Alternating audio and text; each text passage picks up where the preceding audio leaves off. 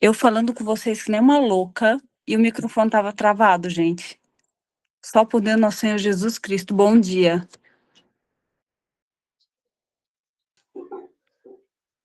Bom dia.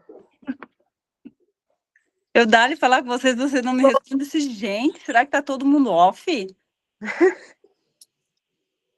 Bem louca. Então tá, gente, quero saber como é que tá o som, se vocês estão escutando bem. Tá ótimo. Estão conseguindo ver o espelhamento da tela? Sim. Ok, perfeito. Bom dia, Ana. Márcia. Vamos lá, gente. Vocês sabem que eu sou pontual, né? Não gosto de ficar atrasando aula. Todo mundo sabia que a aula ia ser às 10. Quem aqui estava na aula de fisiologia capilar semana passada? Podem só fazer assim, tá, gente? Que não quiserem isso, não quiserem abrir o microfone, eu entendo. Vão só fazendo assim para eu saber como é que tá a comunicação. Para saber se vocês estão ok. Ok, bastante gente então estava na aula de fisiologia. Ótimo. Hoje, gente, eu vou fazer 4 aulas sequência para a gente entender a aula de hoje. Seria legal ter visto a aula de semana passada. Não que não dê para entender, mas assim a gente consegue ter um entendimento mais amplo, tá? Então vamos lá. Hoje nós vamos falar um pouquinho como o cabelo reage às químicas. E para a gente saber como a química ela reage, né? Dentro do cabelo, como o cabelo, enfim, como essa união de reações químicas no cabelo, a gente precisa entender da fisiologia do fio, por isso que a primeira aula foi sobre fisiologia capilar. E aqui eu falo, né, nossa primeira aula da Anabelle foi sobre a fisiologia, de a gente entender bem esse sistema, desde o couro cabeludo, as fases do cabelo, a anatomia da haste, porque é aqui que mora toda a preocupação que a gente tem que ter com a fibra, né? Tem que entender desde o couro cabeludo como ele está agindo e também como ele está, como o cabelo está reagindo, né? E por que o couro cabeludo? Por que as fases de crescimento? Porque cada vez mais, gente, dentro dos salões de beleza, as pessoas elas estão procurando a saúde do couro cabeludo, a saúde da fibra capilar. Automaticamente isso vai para a estética, mas a estética hoje ela não é mais tão prioridade como era antigamente. A pessoa ela não vai mais no salão somente para pintar cabelo e fazer mecha. Hoje ela procura algo além. Por isso também que é bem importante nós entendermos sobre a fisiologia capilar, ok? Então, essa foi a nossa primeira aula e hoje iremos entender como cada química age e como o cabelo reage. Por esse motivo é de extrema importância temos o conhecimento da fisiologia. Tudo no cabelo, gente, é ciência, química, física e colorimetria. Uma junção de conhecimento e criatividade, por isso considero nossa profissão simplesmente perfeita. Eu sou suspeita, falava, quem aqui já participou de um curso meu, de uma aula, sabe o quanto que eu sou apaixonada pelo conhecimento, pela nossa profissão, né? Então, acho que isso aqui é de extrema importância, tá? A gente tem que entender ciência, química, física e colorimetria. Tanto que tricologia nada mais é que o estudo científico do cabelo, ela está cada vez mais em alta. Ok? Agora vamos começar de verdade. Hoje nós vamos falar das químicas capilares. Vou falar das 3 principais que a gente trabalha no salão de beleza, que é a coloração, a descoloração e o alisamento, ok? Todo mundo me escutando bem, gente? Tá tudo ok? Eu vou de vez em quando perguntar para ver se vocês não estão nanando, tá? Ver se não estão dando um cochilinho aí. Quem tiver dúvida pode abrir o microfone, pode perguntar, bem de boa. Não, tá funcionando sim, Jô. Sai daí, seu cachorro. Gente, esse daí é o Biel. Ele foi meu Oi, auxiliar gente. por um bom tempo aqui no salão, mas ele se mudou para São Paulo. Morro de saudade desse menino. Morro de saudade dele. Não vou nem ficar olhando muito, senão já sabe o que vai acontecer, né? Sim, Jô. Tranquilo. Então, vamos lá, meus amores. Hoje nós vamos falar, então, dessas químicas principais, tá?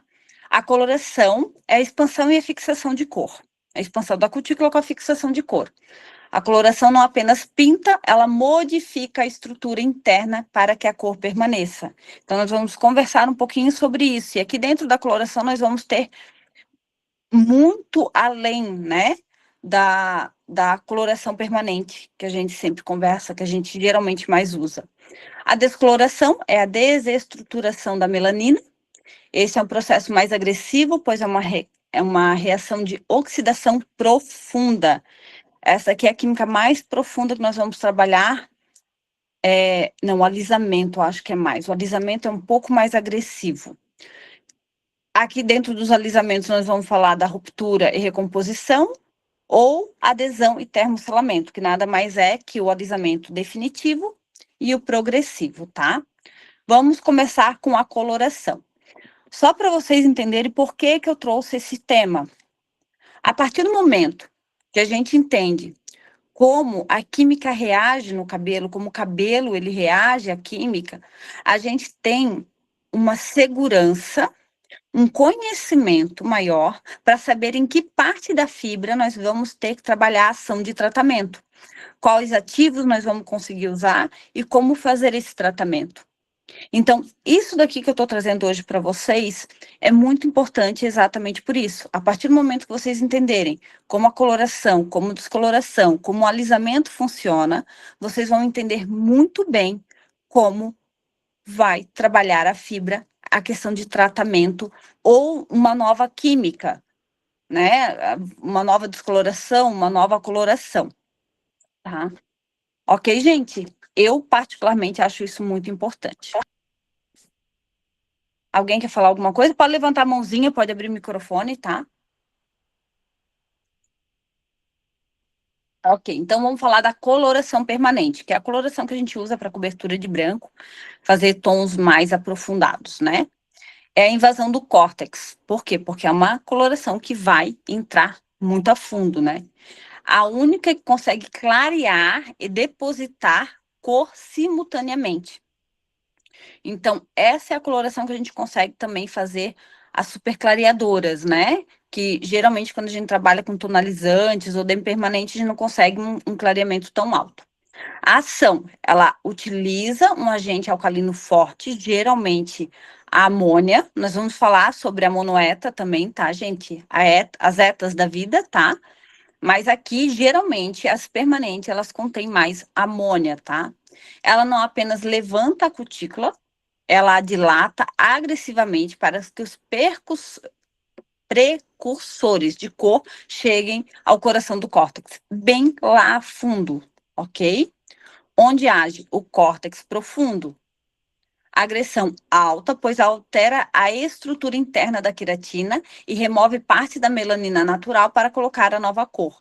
O pH geralmente entre o 9 e o 10. Gente, quando eu falo isso, não é para Deus me livre, eu não quero mais fazer coloração, tá? Que parece que fica um pouco assustador e eu até fiquei com um pouco de medo de colocar isso aqui para vocês. Mas eu acho que é muito importante nós, cabeleireiros, entendermos o quanto uma coloração, o quanto uma descoloração, um alisamento, ele sim agride a fibra e o quanto que nós temos que ter conhecimento para essa agressão ter menos agressão, né? Menos agressão possível. Como, Jô? Bons produtos, logo depois tratamento, acidificações e assim por diante. Porque se a gente sabe que vai agir assim, a gente consegue depois fazer que essa fibra ela fique estável com tratamentos e cuidados, home care e enfim. Por isso que eu falo dessa forma, porque a gente tem sim que entender que o que a gente trabalha é uma química forte. A cliente tem que entender isso, porque se ela acha que é só passar um produto, ela vai comprar a tinta lá na farmácia e vai passar em casa. Isso não é legal, né, gente? Não é legal. Quantas de vocês aqui já não passaram por isso, né? Tá bom, Bielzinho? Então, o que que acontece? Quando a cliente, ela vai na farmácia, acha que é só passar um produto, fica muito fácil, né? Só que a cliente, ela também tem que entender que esse produto, às vezes, pode danificar a fibra dela. E quantos de vocês já não passaram por uma cliente vir querer fazer uma correção de cor e vocês não conseguiram porque a pessoa usou uma água oxigenada de volumagem errada, né? Uma água oxigenada que não era para ser usada porque usou tinta de farmácia, tinta de mercado, né? Gente, lembrete, que é bem importante, tá? A ação da coloração sozinha não tem nenhum efeito. Só ocorre quando misturamos o peróxido de hidrogênio. E a porcentagem do peróxido de hidrogênio que irá decidir como será essa ação. Então, a agressão, ela não é somente feita pela amônia, como muita gente pensa, né? Que a amônia, ela virou um vilão no mundo de hoje, não é bem assim que funciona, tá? E sim o peróxido de hidrogênio. Na aula passada, eu lembro que teve uma pessoa que falou que foi num curso e tá tudo. Gente, o que eu vou falar aqui nunca é julgamento, tá? Cada um trabalha da maneira que quiser, não tem problema nenhum. Desde que você chegue no resultado que você espere, bem de boa. Sem agredir o fio, sem prejudicar a fibra, tá bem de boa, tá? Mas eu não lembro quem foi, acho que foi a Thaís.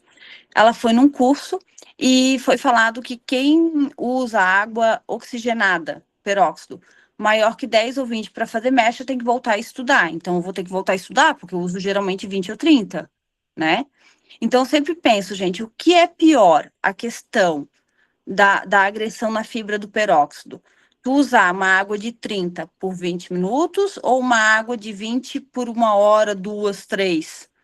Então, a gente sempre tem que colocar, balancear isso, porque nem sempre a porcentagem do peróxido é o que vai definir. A gente tem que fazer também o cálculo do tempo que esse produto vai ficar na fibra capilar. Por isso que eu sou aquela pessoa que eu sempre falo tudo, depende. Ah, mas o que que é? Depende. Vocês até ficam bravos comigo no curso, porque tudo depende. Porque realmente, gente, depende. Não é tudo exato, tá? Então, sempre lembrem disso, tá? O peróxido é o que vai fazer, vai empurrar a cor, vai empurrar a coloração para dentro da fibra, tá? Ok.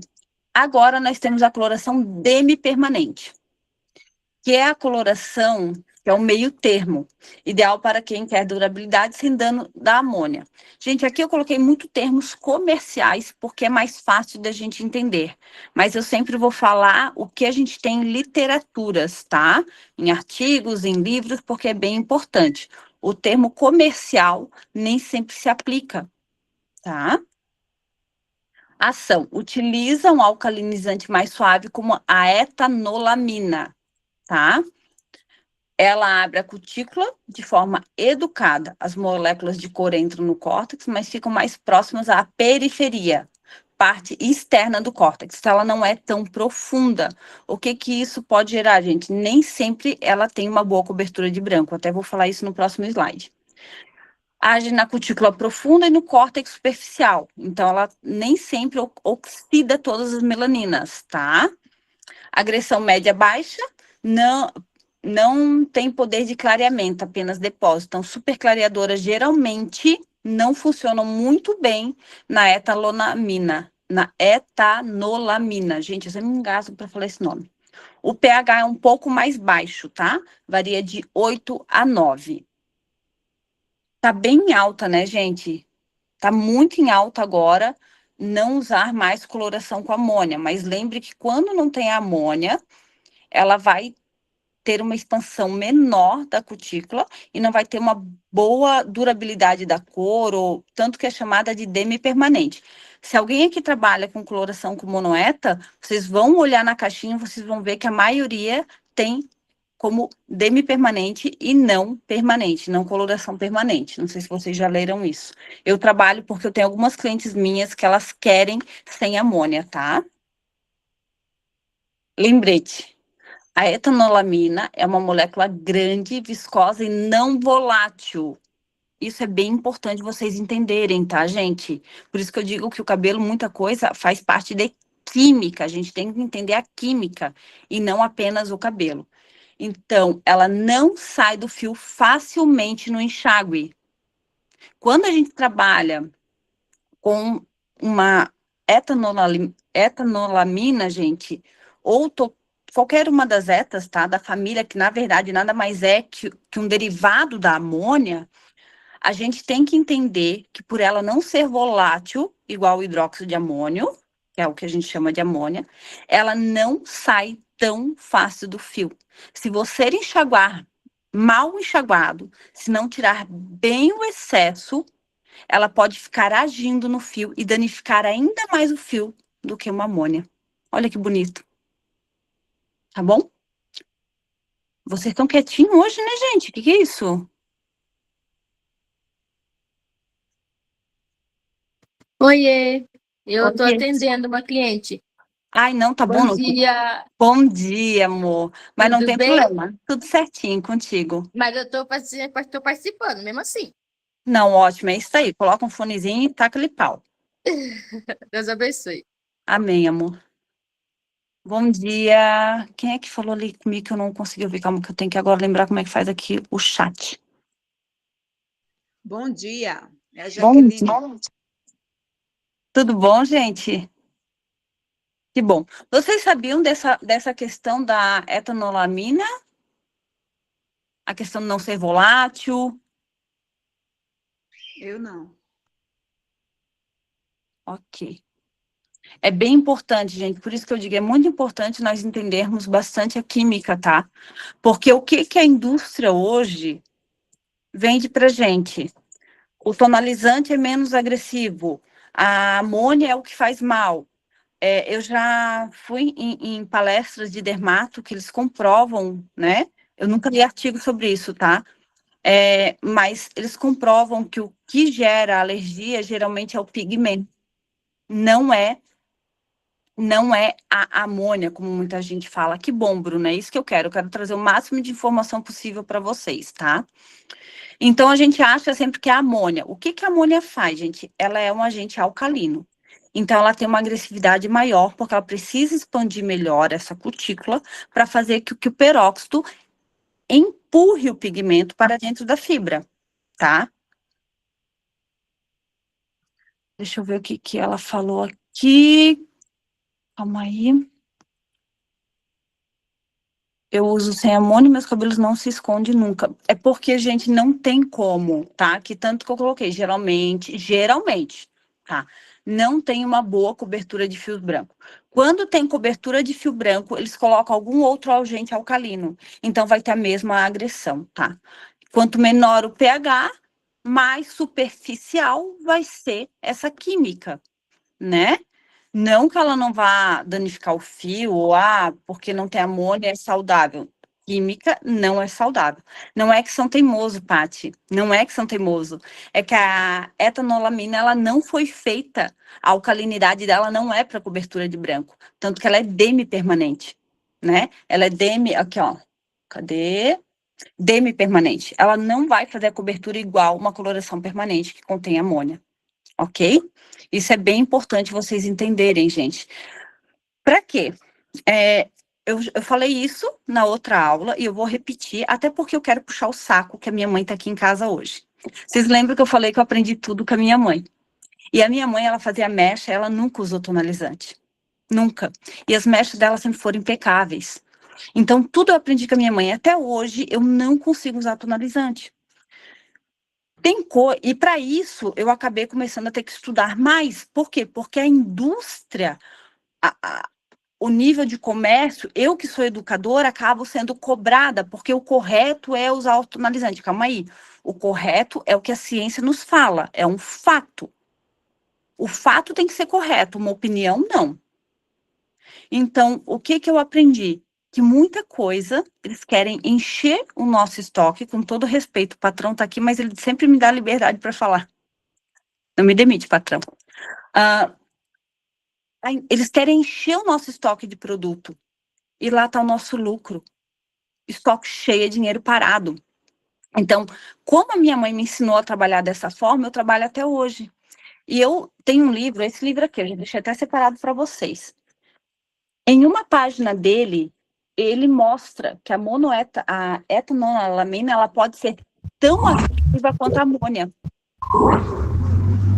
Pode falar, Andréia. Eu tô gostando muito da sua aula. Ah, que bom, meu amor. Obrigada. Que bom, obrigada. de coração. Gente, se tiver dúvida, pode falar, tá? Pode perguntar aqui.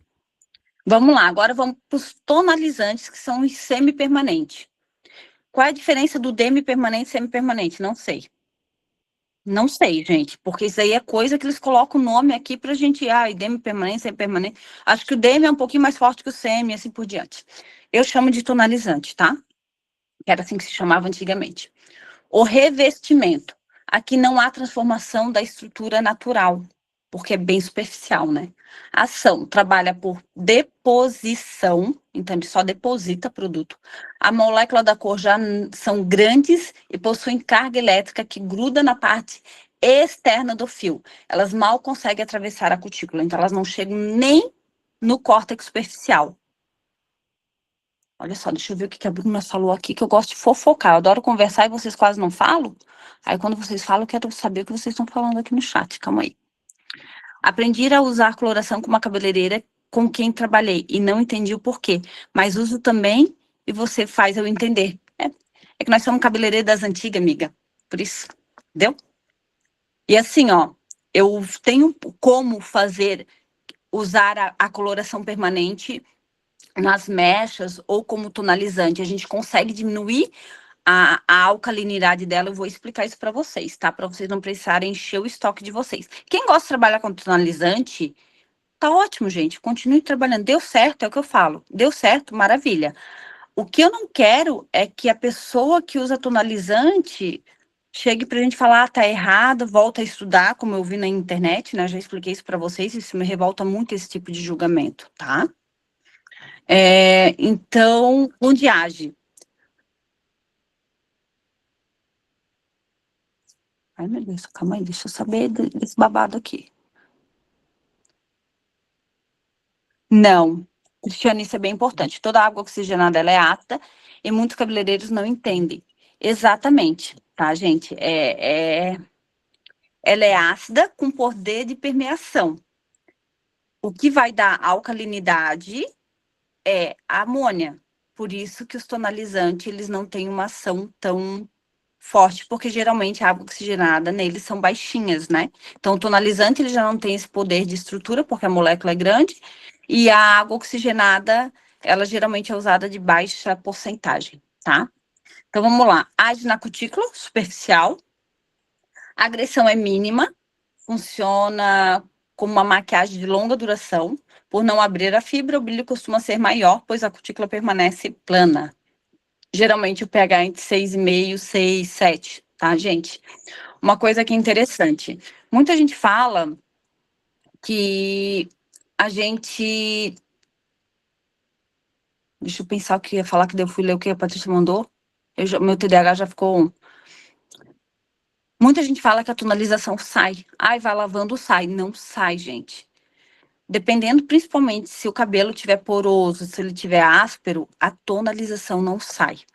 E eu não sei se vocês já passaram por isso, a gente até conversou isso no curso de colorimetria, no workshop que nós tivemos ali em Sorocaba, que a tonalização, gente, às vezes, muitas vezes, eu acho que foi com a Bruna que eu falei sobre isso. Bruna, não sei se foi contigo. Muitas vezes a tonalização ela é muito mais difícil de tirar que uma coloração, porque ela impregna na cutícula de uma maneira, gente. Pior que tonalização é aquelas máscaras, né, matizadoras. Meu, aquelas máscaras matizadoras mesmo é de matar, gente. Aquelas matizante, né, colorida. Então, vamos lá.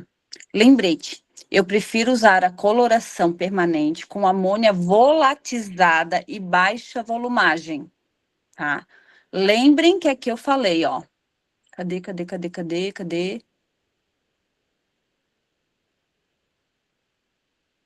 A etanolamina, ela não é volátil, tá, gente? Não lembro onde é que tá aqui. Então, enfim, ela não é, aqui, ó, não volátil. Então, se ela não é volátil, a gente não consegue fazer a volatização. A gente consegue fazer volatização com que tem amônia, porque a amônia, ela é um gás, o hidróxido de amônio é um gás, e ele é volátil. Ele se mantém no tubo de coloração. Tanto que quem aqui faz coloração permanente para cobertura de branco sabe. A gente tem que tirar do tubo, a cliente ela já tem que estar pronta na cadeira. Tu não pode preparar a coloração e ir fazer a cliente. Por quê? Porque nesse meio tempo, o gás da amônia, do hidróxido de amônia, ele vai sair, né? Vai volatizar e a gente vai perder o poder da alcalinidade e a gente muitas vezes acaba não conseguindo cobrir um branco. Então, quando alguém fala assim, Jô, não cobriu o branco, por quê? Vários fatores. Então, depende de vários fatores, sabe? Então, a gente tem que fazer o quê? Preparar a coloração, a cliente já tem que estar pronta, e tu tem no máximo, do máximo, 15 minutos. O correto mesmo é uns 10 minutinhos para a gente fazer uma aplicação de retoque de raiz, por exemplo, tá? Então, é bem importante vocês saberem disso, tá? Então, eu uso a coloração volatizando e com baixa volumagem. A amônia sai do fio após cumprir seu papel, enquanto muitos tonalizantes com alta concentração de MEA, que é a etanolamina, deixam resíduo que podem fragilizar a fibra a longo prazo em serviços sucessivos. Isso é um fato, está em várias literaturas. Eu deixei isso muito claro aqui, gente, para vocês acharem, não é uma opinião minha, tá? Não é uma opinião, ok? É um fato. Pode falar, Bruna. Bom dia, Jô. Viu, existe Bom um dia. jeito certo de aplicar a coloração? Tipo um retoque de raiz? Depende. Eu tô no cu. Não, existe sim, Bruna. Depende para o que tu queres, né? Por exemplo, cobertura de branco, mais do que nunca, tu tem que fazer um depósito, não pode arrastar produto, né? Evitar o máximo possível o arrastar, porque senão a gente trabalha com saturação de cor. Então, existem algumas regrinhas, né? Mas a gente sabe que geralmente no dia a dia a gente vai mais no piloto automático, né? Por exemplo, esfumado de raiz, né? Com a coloração volatizada, baixo oxidante, a gente arrasta, porque a gente quer gerar um esfumado.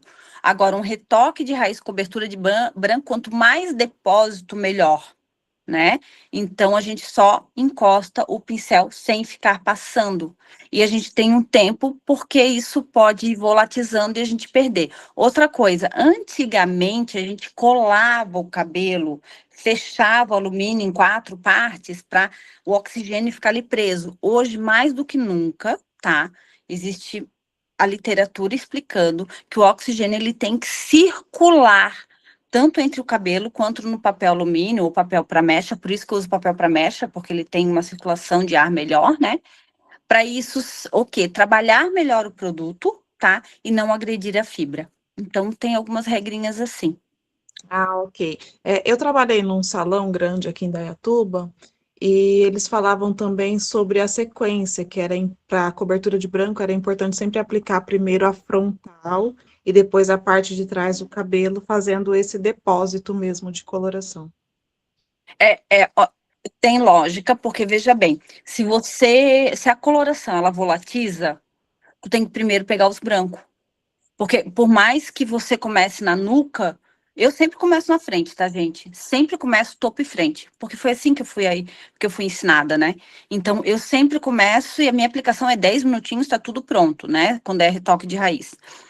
Então, se o branco é maior aqui, por que você vai começar na nuca, deixando aquele pote volatizar amônia, se a gente já pode começar aqui? Só que tem um porém. Você tem que cuidar, porque às vezes, como aqui a gente faz muito assim, acaba, não sei se já aconteceu com vocês, acontece muito lá com os meninos, eu já falei isso para eles. Por eles começarem aqui, o que que acontece? Aqui começa a ficar escuro.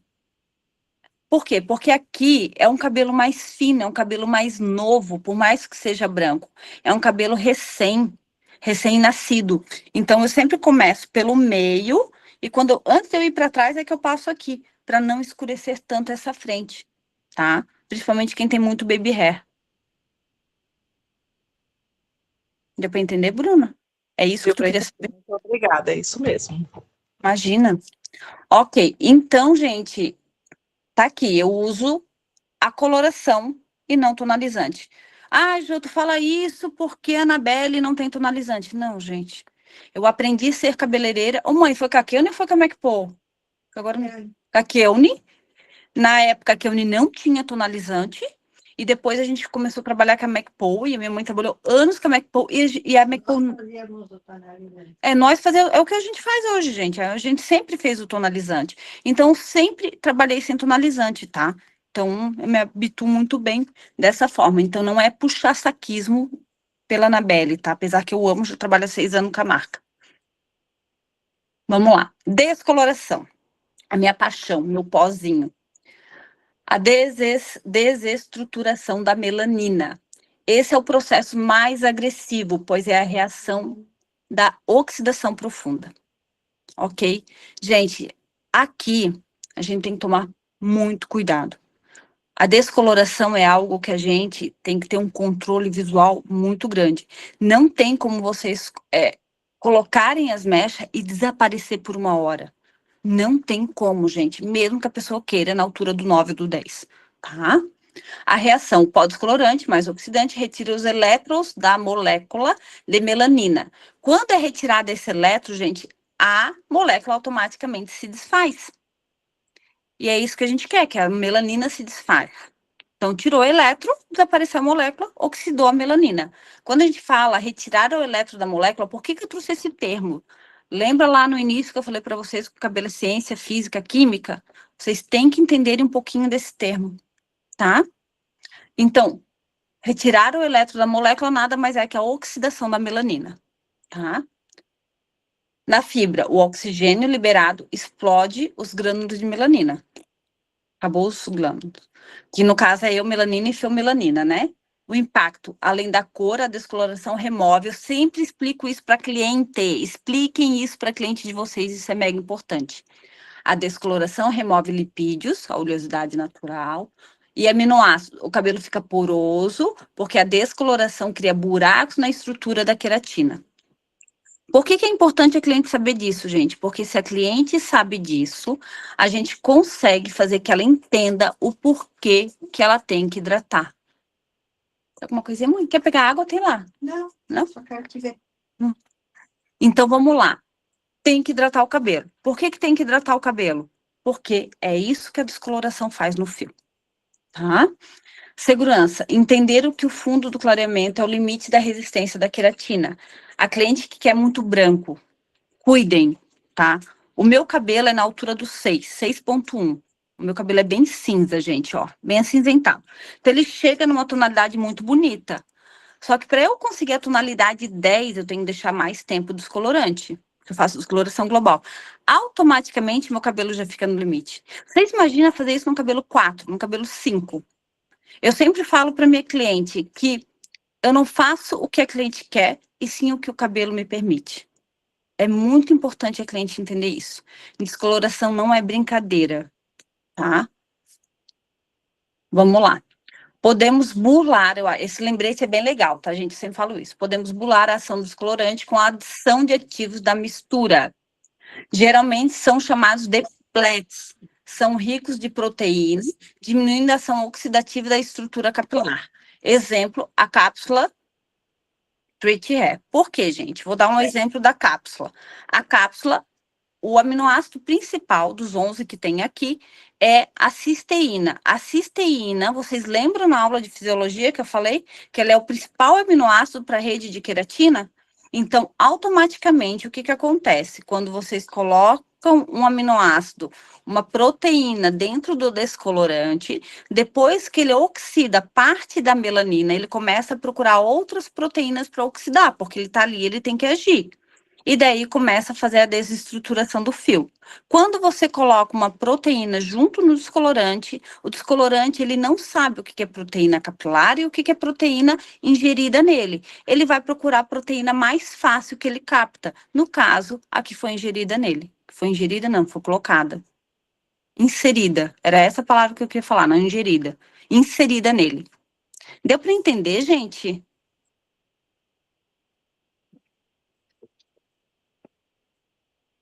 Ok. Ô, Bruna, tu tá com a mão levantada que tu quer falar de novo ou porque era de antes?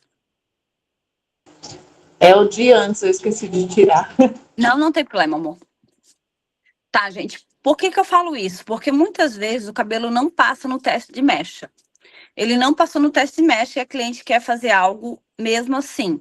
Porque a cliente quer mudar, separou, sei lá, tá de mal com a vida, quer mudar a aparência. Existem formas e maneiras de a gente trabalhar a mecha sem danificar a fibra, mesmo que o teste não passou. Só que isso tem que ser feito com mais calma, com mais tempo e com produtos que te ajudam a fazer isso, tá? Por isso que eu falo muito sempre desses Plex. Eu não gosto de Plex líquido, eu já tentei usar um da Braé, não consegui, o Olaplex também. Ele muda muito a estrutura do pó, isso me incomoda. Então, até hoje, o que eu consegui usar foi o da Trans, que ele é em pó, e hoje, como trabalho com a Annabelle, eu uso o Treat Hair, aquela ampolinha que eu coloco uma ampolinha a cada 30 gramas de descolorante para ele fazer ação. Não muda o clareamento do fio, tá, gente? Pode usar sem medo, ok? Agora vamos falar de alisamento, ok? Alisamento, gente. Tilglicolato e hidróxidos, tá? Alisamentos definitivos, tá? Quando nós falamos de tilglicolato e hidróxidos, a gente fala de ruptura e recombinação da estrutura do cabelo. A reação. Esses ativos agem diretamente nas pontes de sulfeto. Vocês lembram na aula passada que a gente aprendeu ali como funcionam as redes de queratina, que formam a prolifibrila, as macrofibrilas e as microfibrilas? Elas se unem com pontes, com o enxofre, formando as pontes de sulfeto. Então, elas que dão a estrutura da fibra, né? Quanto mais ondulado, mais nós temos a estrutura de enxofre, tá? Por isso que cabelo crespo, ele contém mais enxofre, tá, gente? A mecânica, eles rompem essas pontes, deixando o cabelo em um estado plástico e moldável, tá? Você sabe que eles ficam muito mais elásticos. O ponto crítico, a neutralização. Se as pontes não forem religadas na nova forma lisa, o cabelo se desfaz. É uma mudança química permanente na estrutura da proteína. E geralmente, o alisamento definitivo, ele não tem mais compatibilidade com o oxidante de alta volumagem. Por quê? Porque quanto maior o oxidante para empurrar a amônia e fazer a desestruturação da fibra, a gente, principalmente descoloração, a gente acaba mudando também, né? Mexendo na ponte de sulfeto, que é o que o descolorante faz quando ele passa do tempo, né? Ele chegou lá na ponte de sulfeto a ponto de cair o cabelo, né? Então, geralmente, eles acabam não tendo compatibilidade, porque aqui já foi desestruturado e religado, tá? Só que é um religado não tão natural, né? Então, automaticamente, ele fica muito mais sensível, tá? O grupo dos tilglicolatos agem amolecendo, isso aqui é bem importante, tá, gente? As pontes do sulfeto, eles adicionam átomos de hidrogênio que se ligam aos átomos de enxofre, reparando temporariamente. Enquanto o grupo dos hidróxidos, diferente dos tilglicolatos, realiza uma reação irreversível. Eles não apenas separam as pontes de enxofre, eles removem um átomo de enxofre da ligação. Então, os hidróxidos, eles são mais fortes, né? Eles têm um poder maior de alisamento, mas também um poder maior de queda. O mais conhecido dos hidróxidos é a guanidina, tá? Alguma dúvida até aqui sobre o alisamento?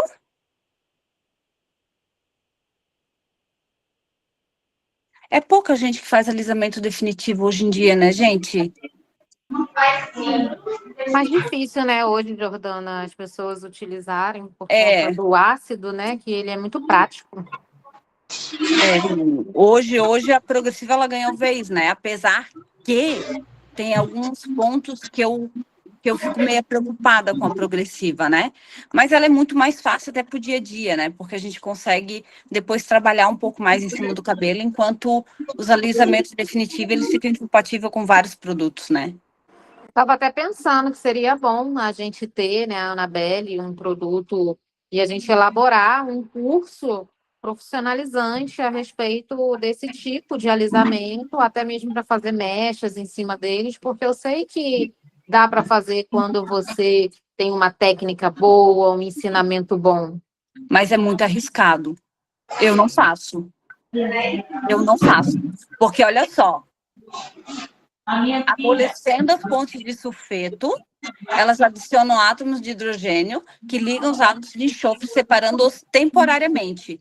Então, tu entende que o que o descolorante pode fazer ali é não religá-los, é mais ou menos o que o hidróxido faz. Então, se tem definitiva, eu não faço. Porque muitas vezes o que acontece? O cabelo não cai na hora, ele começa a cair depois. É incompatível, são fórmulas incompatíveis, então eu não faço. A definitiva, ela não tem mais nem procura, né? Ela nem é mais tão procurada exatamente por isso, porque ela gera uma incompatibilidade muito verdade. forte. Então, eu, Jordana, não faço, tá? Não faço mecha em cima de definitiva. É um risco porque tu tem que confiar demais na cliente. Eu acho que daí é um risco muito alto. Pode falar, gatona. Jordana, não sei se tá ligado? Tá ligado, amor, pode falar. Jordana, uma dúvida assim, eu não sei se tem uma forma da gente identificar quando chega clientes, por exemplo, aqui no salão chega muito clientes de outros salões, né? Pela primeira vez para atendimento. E com essa questão dos alisamentos, a maioria não sabe responder. Quando a gente pergunta qual foi o tipo de alisamento que foi feito, se ela sabe o que o profissional usou. E aí a gente fica naquele meio termo, né? Tipo, faz uma progressiva orgânica ou não faz? Geralmente eu faço o teste, só que tem muitas que não têm tempo para fazer esse teste. Elas querem vir já fazer o procedimento. Tem alguma técnica que se usa ou alguma avaliação mais profunda que a gente possa identificar? Teste. É o teste, amor. Lá no meu salão a gente não faz nada sem teste. Tô com pressa, sinto muito, porque depois, quando cair o cabelo, ela não vai dizer, eu tava com pressa. Tu que fez. Sim. Então, lá no meu salão é teste. É o teste que nós vamos fazer, uma conversa com a cliente, o que ela quer, né? Se ela quer uma progressiva de queratina, ou se ela quer uma progressiva de ácido. Mas a de queratina é proibida, Jô. Mas muitas de ácido também, a maioria, na verdade. Né? Sim. Então, a gente sabe que hoje a progressiva ela está extremamente limitada. Se ela não é grau 2, é arriscado. A gente sabe disso, Sim. né? Então, eu tudo faço teste e eu acho o alisamento, mesmo o alisamento aqui, ó, o progressivo tão arriscado que lá no salão nós temos contrato. Eu pedi para uma advogada fazer um contrato e assinar da cliente antes de fazer o alisamento, porque o nosso alisamento progressivo, ele não alisa. A gente não chama de alisamento, né? A gente chama de escova progressiva. Não alisa. Porque, às vezes, o que acontece? Não é o produto que conta, e sim a técnica que faz. Uhum. Sabe? Muitas vezes é muito mais a quantidade de prancha e como tu prepara o cabelo do que o ácido ou o formol que tu usa. Sim. Cara, o fio, não tô falando em questão de saúde respiratória, couro cabeludo, tô falando em questão do fio, tá, gente? Então, eu já peguei cabelos que são progressivas de ácidos, que eu não consegui nem fazer nada no fio, detonado, de tanto que passar a prancha. Porque qual é o maior veículo nutricional do fio? Alguém sabe qual é o maior veículo nutricional do fio? Não, explica pra gente, Jô. Água, gente. Você compra um produto, qual é o primeiro item no produto? Água, por quê? Porque é o veículo. É o carregador. Por isso que quando vai ler na posição, tá lá a água em primeiro lugar. Porque é ela que vai encaminhar. E a mesma coisa, gente, é o nosso corpo, é água. A gente precisa de água. O veículo nutricional do nosso organismo é a água. Então, vamos lá. O que a prancha faz? Evapora toda a água. Então, tu imagina... Exato. Ela queimou. A queratina... Jordana, desculpa te interromper. Então, o correto seria a pessoa... Vamos supor, eu como cabeleireira, estou lá no meu salão, aí eu tenho que ter alta performance de explicar para o meu cliente que ele vai ter que, se ele quer alisar, ele vai ter que fechar cronogramas, né? Como detox capilar, para poder fazer aquela remoção daquela gordurinha que fica, porque a progressiva em si ativa muito a oleosidade do fio, né? Então, eu estava estudando, aí eu vi que essa oleosidade também atinge ali uma bactéria, que essa bactéria se aloja ali nos poros, e é por isso que o fio cai, porque a pessoa faz, às vezes, a progressiva e passa uma semana sem lavar.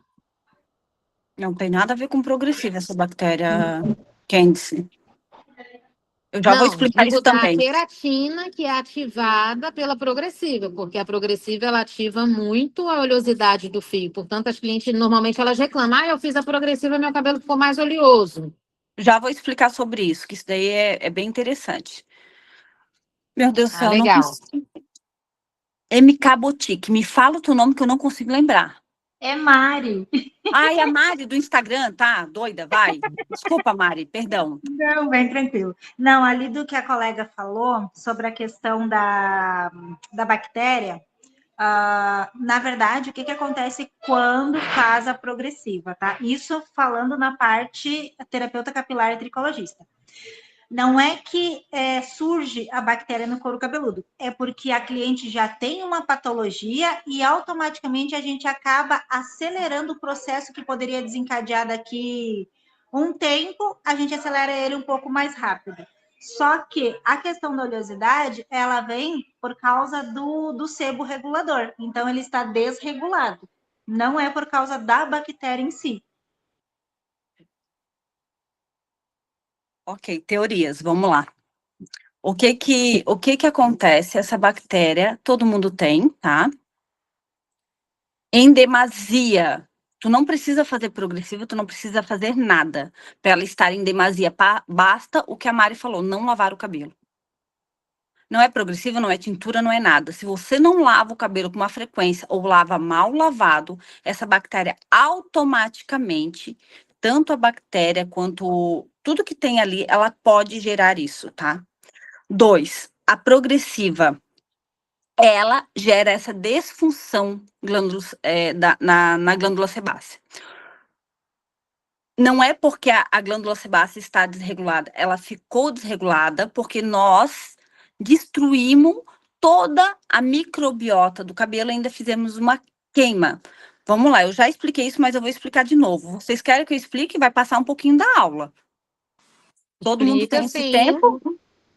Vamos lá, gente. É que a aula hoje não é sobre isso, mas se vocês quiserem, eu explico.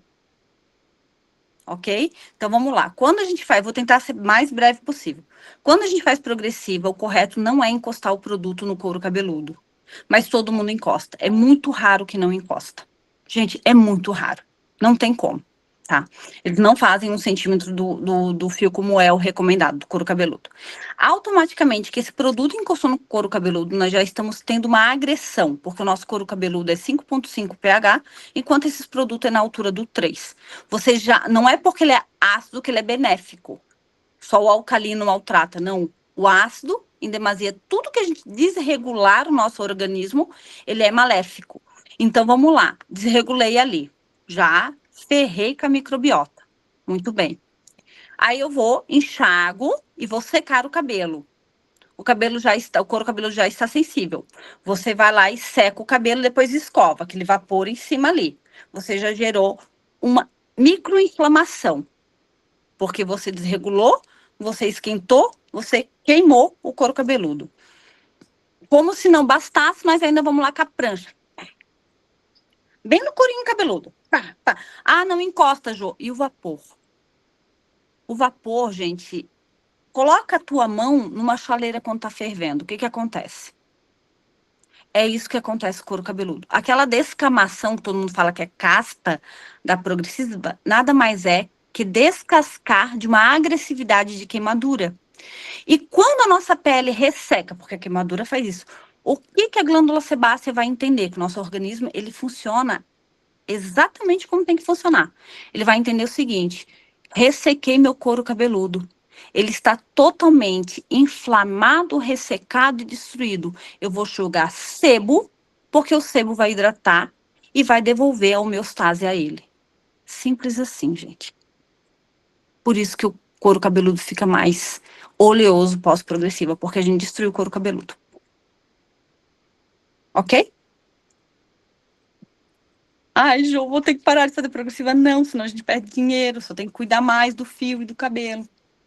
Ok, vamos lá, para alisamentos progressivos. Para ninguém me matar que eu tô demorando demais na aula.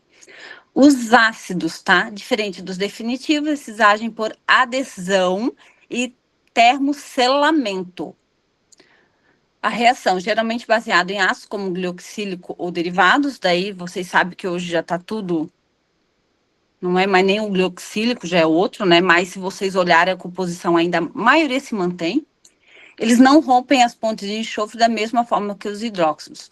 A mecânica, eles atuam por acidificação extrema e saturação. O ácido entra no córtex. Sim, gente. Eu achava que não. Mas ele pode entrar sim, tá? Amolece as ligações de hidrogênio, não de sulfeto, tá?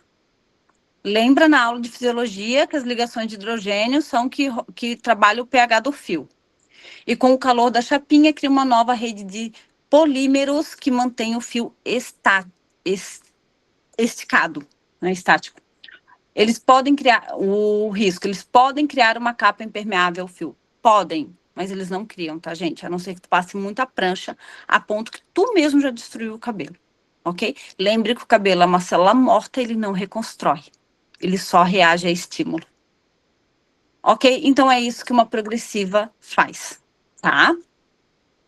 Cientificamente, o que acontece, esse é um mito, tá, gente? Não é pra gente lembrar. É um mito.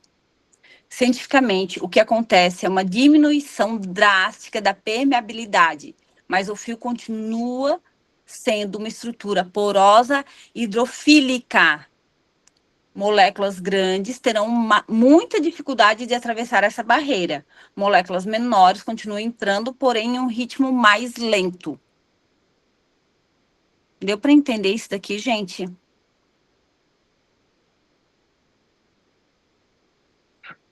Só 2 fizeram assim. Gente, se tiverem dúvida, perguntem. Esse é o momento.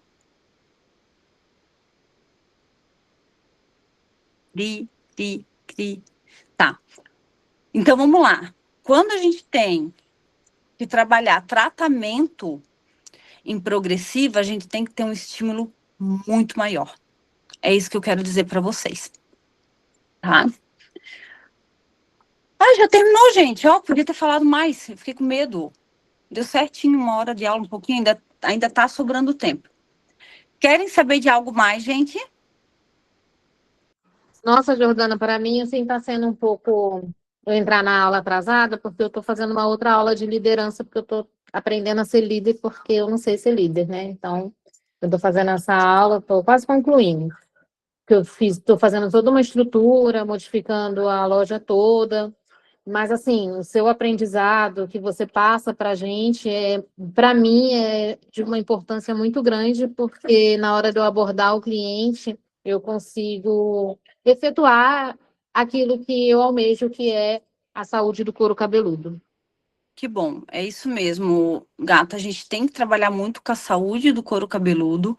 E para trabalhar com a saúde do cabelo e do couro cabeludo, é só entendendo como ela ocorre. Somente dessa forma, tá, gente? Não tem outra forma. A gente tem que entender mais sobre a parte científica do fio. Pode falar, Bruna. Ô, Jô, então essa questão, tipo, para hidratar um cabelo que fez progressiva, eu sempre ouvi dizer que tinha que esperar, tipo, pelo menos aí 1 mês para conseguir hidratar esse cabelo. Isso é um mito, então? É um mito, amor. É um mito, porque vamos lá, o cabelo, ele nunca vai ficar 100% selado, ele vai ser mais difícil permeação. Pega um cabelo com progressiva e tenta fazer um ruivo, que legal que é. Bem top, fazer um ruivo numa progressiva, em cima de uma progressiva. Mas existem meios, existem formas de fazer, né? Então, vamos lá, se tu vai trabalhar com uma molécula um pouquinho maior, tu vai ter que ajudar a expandir um pouquinho essa cutícula. João, mas eu não tô quebrando ela? Não, gente. Vamos falar de comida, que é mais fácil, né? Quando a gente come uma banana, uma única banana, ela vai ter uma caloria, uma carga glicêmica no teu organismo diferente se tu come uma banana com ovo, que é uma proteína. Porque ela muda, a química muda a partir do momento como tu trabalha 2 substâncias. Exatamente assim é o cabelo. Então, quando a gente trabalha a progressiva, é uma coisa. Quando a gente trabalha um tratamento em cima da progressiva, não é tão impermeável como todo mundo fala. Se fosse assim, a gente não ia conseguir fazer mais nada com o fio, gente. Ele viraria um plástico. A não ser que você passa 10 mil vezes a prancha naquele fio, coitado. Daí, como eu disse, daí não tem o que fazer mesmo. Deu para entender? Deu sim, Jo, obrigada. Gente, uma coisa que eu uma dica sobre progressiva, tá? Eu não faço, lá no salão a gente faz sim. O Matheus, ele é especialista em progressiva, ele adora. É uma coisa que a gente começou a trabalhar, né? Além desse contrato e tudo mais, a gente não passa determinada quantia de prancha a cada, dependendo do fio, né? Determinada temperatura, e todo o cabelo a gente hidrata antes da progressiva. Todo o cabelo a gente trata antes da progressiva. Tá? É feito tratamento e depois feita progressiva em cima. Aquela questão, antigamente usava-se muito o shampoo que eles chamavam de limpeza profunda, né? Que ele dilatava mais a cutícula para poder fazer a progressiva. Isso também já caiu por terra, já tem um Já. tempo. Já. Eu fiz um curso com o Nick, pela Annabelle também. E ele, nesse curso, ele ensinou também a tratar os cabelos antes de fazer esses procedimentos, né? Foi um curso sobre alisamento e tudo mais. E para mim, até então, hidratar o cabelo antes não era algo que eu cogitava. E eu comecei a fazer depois e eu tive resultados muito bons. Vamos lá, gente. Eu hidrato no mesmo dia, tá, Jaci? No mesmo dia. A pessoa entrou para fazer a progressiva, eu lavo, hidrato, e daí depois a gente inicia a progressiva. Mari, foi um prazer te ter aqui na aula, tá? Beijo no coração, obrigado por ter participado. Por que a gente tem que hidratar no mesmo dia? Qual é a minha... Vamos lá, vamos pela lógica, gente. A gente vai selar uma cutícula, correto? Por que selar o cabelo oco se a gente pode selar ele com todo o estímulo que a gente pode colocar ali dentro? Já vamos selar ele, né? Da melhor forma possível, correto? Então, quando você hidrata antes, você está selando a cutícula com ele bem hidratado, bem cuidado. O que isso muda, Jô? O peso molecular. O peso de um cabelo que está bem cuidado é diferente, o brilho é totalmente diferente. Você devolveu substâncias essenciais para o fio. Então, é muito importante a gente hidratar o fio antes da progressiva, sim, tá? E passar protetor térmico mecha-mecha. Tem gente que não faz isso, tá? Passa em protetor térmico mecha-mecha. A queratina, ela tem uma determinada... Como é que é? Meu Deus, me fugiu a palavra, gente. Ela suporta determinada temperatura, muito alta, ela não suporta e começa a gerar degradação. Então, quando a gente passa o protetor térmico, ajuda ela a manter essa proteção, a não degradar tanto, ok? Gente, próxima aula. Porque nem sempre a colorimetria dá certo, tá? Vai ter a ver também... Jordana, esse material você vai compartilhar com a gente? Não. Não, né? Não, eu queria ler, estudar, porque eu entrei atrasada, mas tudo bem, acontece, faz parte. Não, Candice, eu tô começando a gravar, tá? Toda a aula, vocês veem que tá gravada. E depois de determinado tempo eu vou começar a colocar no YouTube. Por exemplo, agora no YouTube tá a de fisiologia capilar já. Por quê? Porque Então ótimo. Eu sei que nem todo mundo pode participar da aula, tá? Mas é claro que na aula é muito melhor que vocês conseguem tirar as dúvidas de vocês, né? A gente tá aqui ao vivo, para mim é muito mais importante. Mas, ó, no dia 24, semana que vem, gente, eu não vai ter aula, tá? Devido a motivo de saúde, então nós vamos fazer dia 24, tá bom? Dia 24, nós estaremos aqui às 10 horas e vamos falar por que nem sempre a colorimetria dá certo. Tá ok? Ok. Eu estou fazendo dessa forma que você ensinou, hidratar antes. Eu já tinha pego essa aula o ano passado. E ontem eu recebi um feedback da cliente que ela falou: nossa, como mudou o meu cabelo depois que você começou a tratar antes. Não, e Candice, sempre já dá um cupomzinho, a gente faz isso lá no salão. Um cupom de desconto de 20% no detox capilar ou scalp hair. Tem gente que chama scalp hair, tem gente que chama detox capilar. automaticamente a cliente ela já vai cuidar do couro cabeludo, porque ela ganhou um desconto para tratar o couro cabeludo. Então, de 7 a 15 dias depois da progressiva, a pessoa faz um detox capilar. Isso é tão importante, gente, porque a gente devolve a homeostase pro couro cabeludo, tá?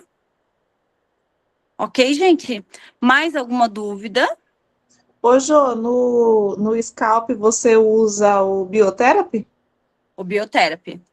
Tem que ser o shampoo esfoliante Tá. e tem que passar no couro cabeludo a máscara SOS, porque ela é com prebióticos, né? Sim. A tecnologia Nutrimel, ela contém prebióticos essenciais para estabilizar o couro cabeludo, a criar homeostase, saúde do couro cabeludo, enfim, é maravilhoso, tá? Ele foi projetado para isso. Foi projetado pela Casa Siena, gente, que é um dos melhores laboratórios do nosso Brasil. Ok, obrigada. Ô, Jordana, eu estou fazendo o tratamento, né, da progressiva antes, aí eu faço, às vezes, com a linha da Biotherapy, sem usar o shampoo esfoliante, claro. E eu também uso a linha Detox. Tá correto? Posso continuar?